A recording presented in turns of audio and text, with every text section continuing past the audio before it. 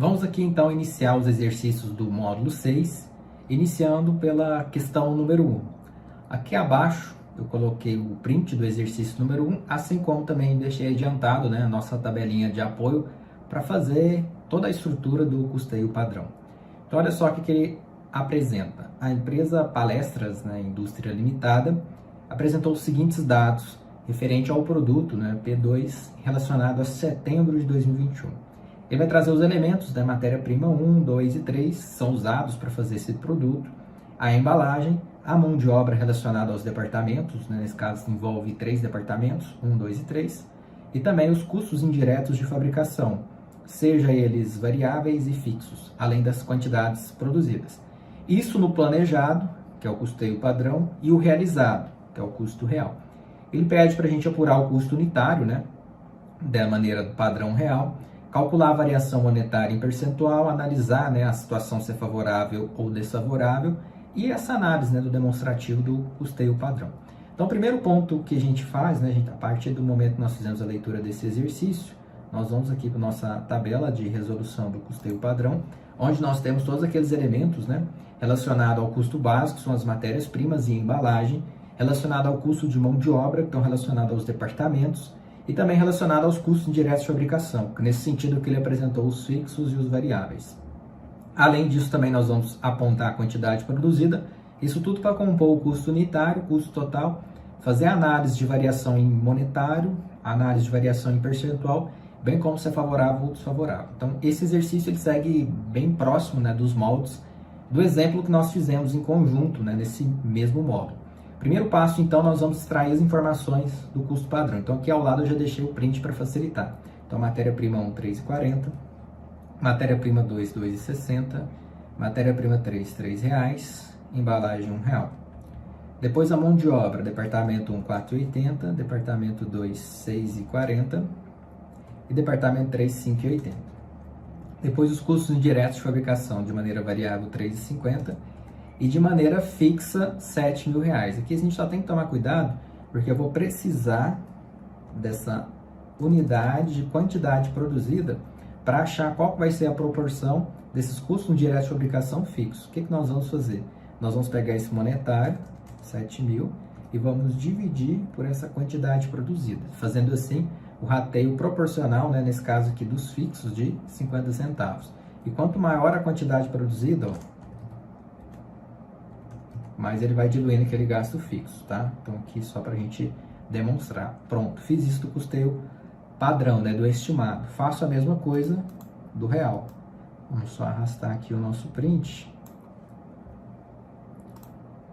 para facilitar o nosso trabalho.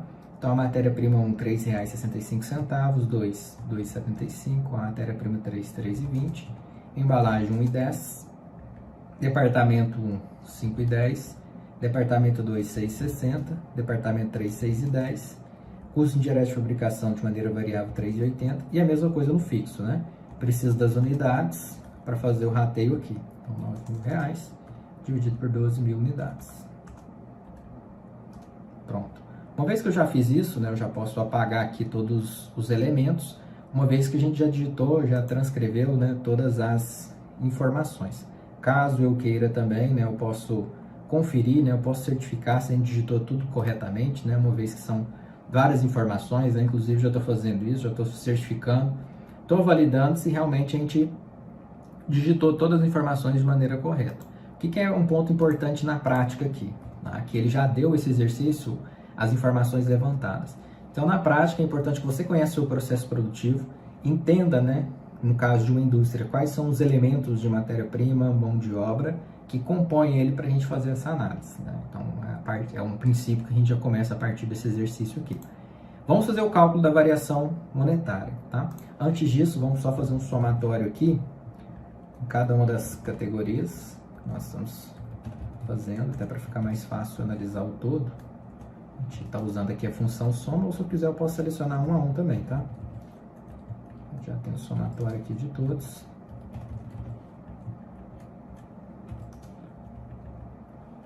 Se não me engano, no exemplo a gente vai fazendo a soma juntamente com a análise. Aqui eu já vou deixar as somas prontas, tá? Pronto. Desse formato, inclusive, eu já posso fazer até o custo unitário. que é a soma de matéria-prima, mão de obra e os custos diretos, olha só.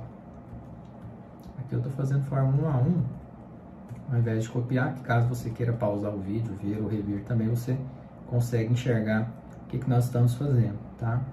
Inclusive o custo total também, tá? Que é unitário vezes a quantidade produzida. O restante basicamente são fórmulas de soma, né?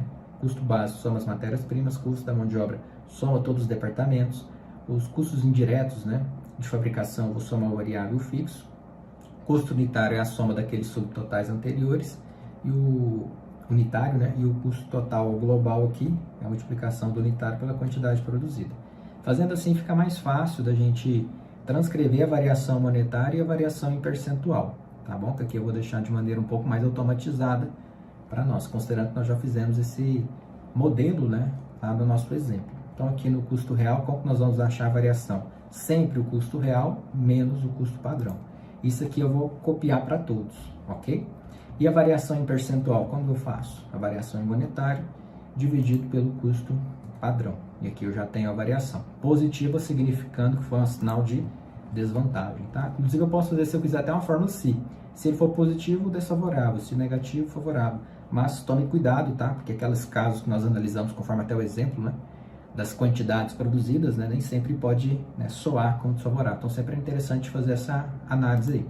Então aqui, olha só, eu vou dando Ctrl C, ó, Ctrl V, ele já vai calculando, ó, Ctrl C, seleciono o período, Ctrl V, ele já fez todo o cálculo para nós, ó. Vou só digitar uma fórmula da matéria-prima 3, custo real menos o padrão, né? Então sempre vai ser essa fórmula, sempre ele vai subtrair. Nesse caso, a gente percebe que todas as variações estão positivas e todas as variações também percentuais, olha só, expressando, né, que ele teve um cenário desfavorável no cenário total de aproximadamente não, exato 7%, e em cada um dos elementos que compõem o custo básico, a gente vê o destaque da matéria-prima, em que ele teve um acréscimo de 10%. Então, olha só os 10 centavos, que aparentemente pode realmente ser pouco, né, mas é 10%, né, se comparado ali. Então, 10% às vezes é uma margem que a empresa não pode se dar o luxo de perder. Eu vejo que acontece a mesma coisa, olha, nas matérias-primas, né? Todos estão subindo. A matéria-prima 1 está 7,35%, né, acima do previsto. E o custo básico, de maneira geral, 7%. Então, o cálculo, vocês viram que a gente faz um, pode replicar os outros, né?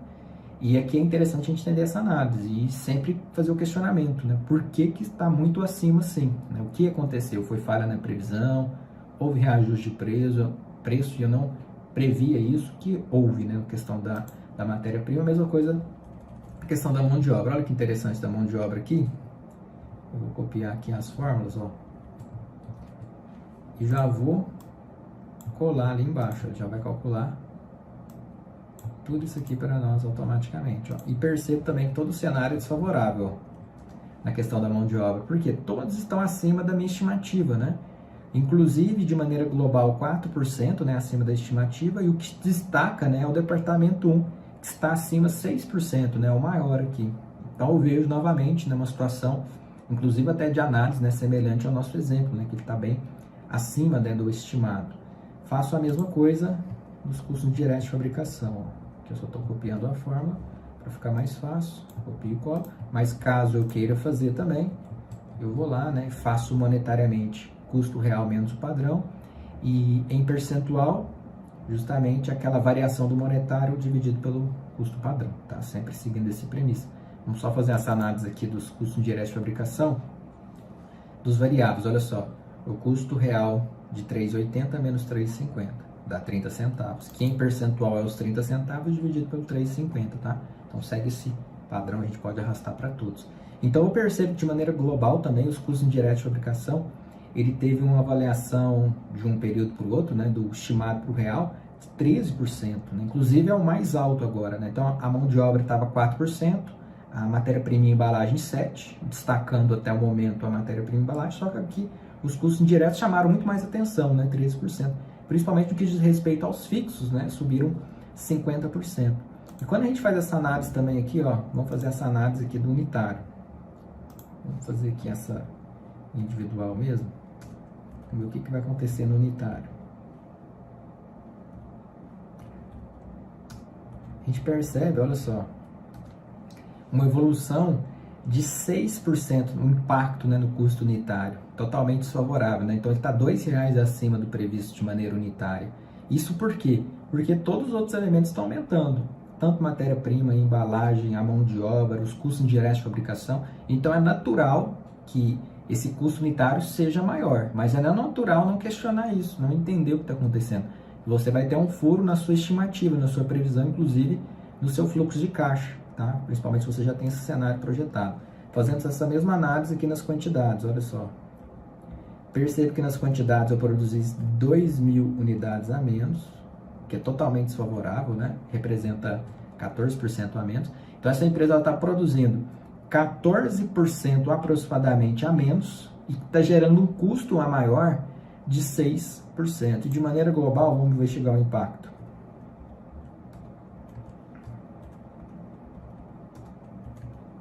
Olha só, aqui é o que morre perigo. O pessoal fica mais preocupado. Tinha uma estimativa global de gastar 434, gastei 396, então foi bom, economizei 37. Não, não foi bom. E por que não foi bom? Né? Que aparentemente seria uma economia, 8% de diferença, né? Não foi bom porque você previu produzir 14.000 unidades, produziu 2.000 unidades a menos, que representa 14% a menos, né? E com custo maior de 6%. Aquele custo maior só não estourou porque você não produziu aquelas quantidades suficientes. Olha só se eu produzisse as 14 realmente. Então, se eu produzisse realmente o que eu planejei, olha só, eu ia estourar o meu orçamento em R$27.200, né? Que é justamente aquele aumento, né, do custo unitário, né, de 6%. Né? Então, 6% é o que eu estou estourando, que é o mesmo percentual do unitário que eu estourar no monetário.